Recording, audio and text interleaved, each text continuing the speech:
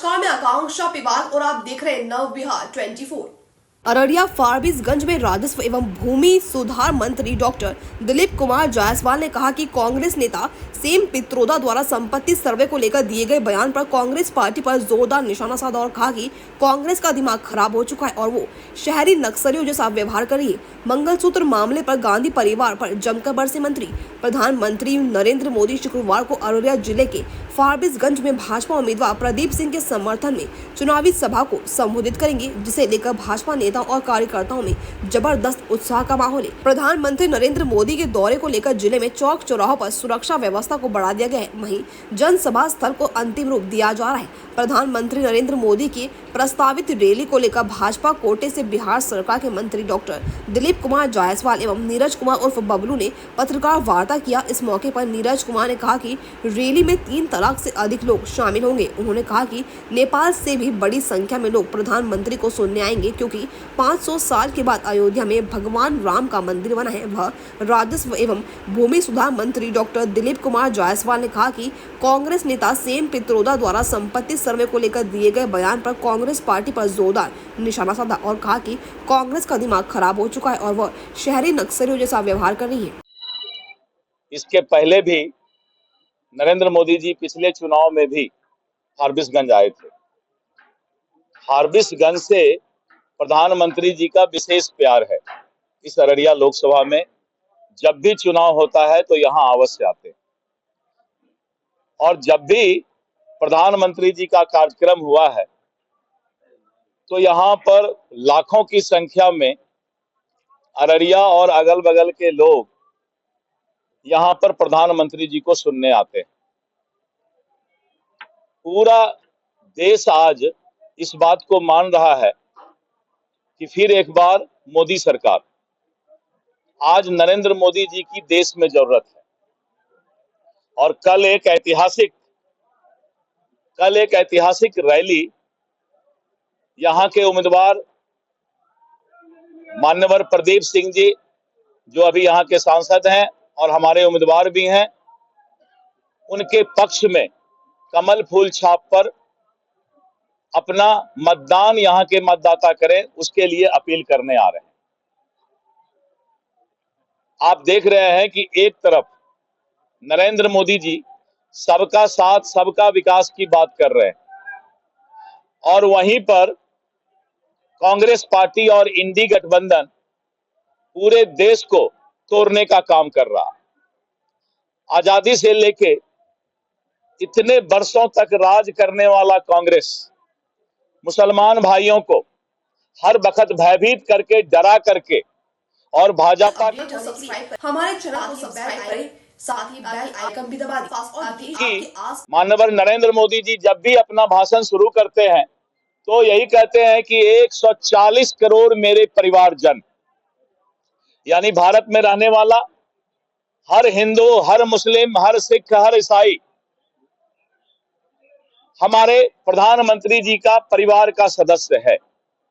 लेकिन कांग्रेस नफरत की भावना फैलाकर पूरे देश को और इंडी गठबंधन पूरे देश को बांटने का काम कर रही है। आपने देखा कि अभी तेजस्वी यादव 2 दिन पहले पूर्णिया में आए और किस तरीके से तेजस्वी यादव को उनका ही जो वोट बैंक है उनको वहां से भागने पर और उनका विरोध करने पर सभी युवाओं को मजबूर होना पड़ा। यानी परिवारवाद, लालू यादव का परिवारवाद, बेटा बेटी से उठकर कोई भी नहीं है। और यही कारण है कि अब बिहार की जनता और इस देश की जनता समझ चुकी है कि अगर जवाहरलाल नेहरू का परिवारवाद था और उसी तरह से यहाँ पर लालू यादव जी का परिवारवाद है और इसको जनता बर्दाश्त नहीं करेगी। प्रदीप सिंह सुख दुख में सामने रहते हैं। जब भी किसी की आवाज आती है तो वहां पर प्रदीप सिंह जी हाजिर मिलते हैं, उनके सामने खड़े मिलते हैं। तो इस तरह का जुझारू, दिन रात मेहनत करने वाला, लोकप्रिय हमारे उम्मीदवार प्रदीप सिंह जी के लिए अररिया की जनता तैयार है और पिछले बार से भी ज्यादा वोट से, मत से यहाँ की जनता, यहाँ के एनडीए के उम्मीदवार और हमारे लोकप्रिय सांसद जो हमारे उम्मीदवार है प्रदीप सिंह जी को जिताने का काम करेंगे। ये पिछले 4-5 दिनों से हम लगातार यहाँ कैंप कर रहे हैं फारबिसगंज की धरती पे, और जब से प्रोग्राम तय हुआ है 26 तारीख का, और जब से हम लोग भ्रमण शुरू किए हैं तो लोगों में काफी उत्साह है कि माननीय प्रधानमंत्री जी हमारे धरती पे आ रहे हैं, फारबिसगंज की धरती पे आ रहे हैं, और कल ये दिन आने वाला है जब माननीय प्रधानमंत्री जी यहाँ पहुंच रहे हैं।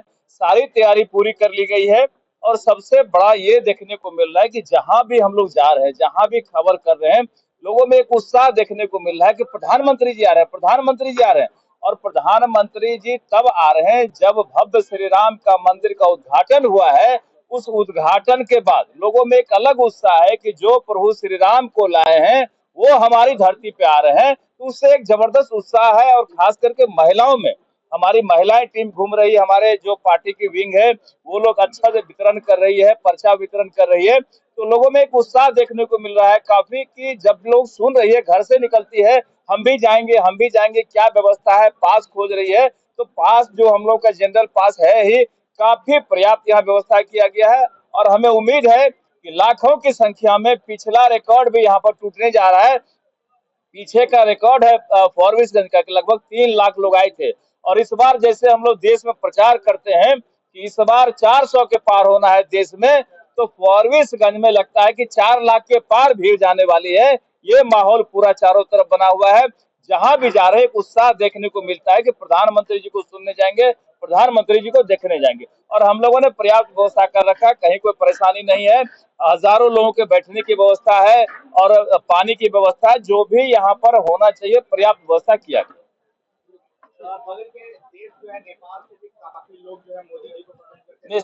निश्चित रूप से हमने एफएम पे प्रचार भी कर पाया है, जो रेडियो नेपाल में काम करता है उस पे प्रचार भी करा दिया है। क्योंकि आप देखे होंगे कि जब भगवान श्री राम का मंदिर का उद्घाटन हो रहा था तो बड़ी संख्या में लोग सौगात लेकर के जा रहे थे नेपाल से, तो नेपाल के लोगों को भी जहां भी पता लग रहा है कि भाई माननीय प्रधानमंत्री जी हमारे बगल में आ रहे हैं, जहां हम तुरंत पहुंच सकते हैं, तो मुझे लगता है कि वहां भी बड़ी उत्साह का माहौल है। और वहां से भी हमें उम्मीद है कि हजारों की संख्या में निश्चित रूप से नेपाल से भी लोग यहाँ आएंगे, ये हमें भी जानकारी।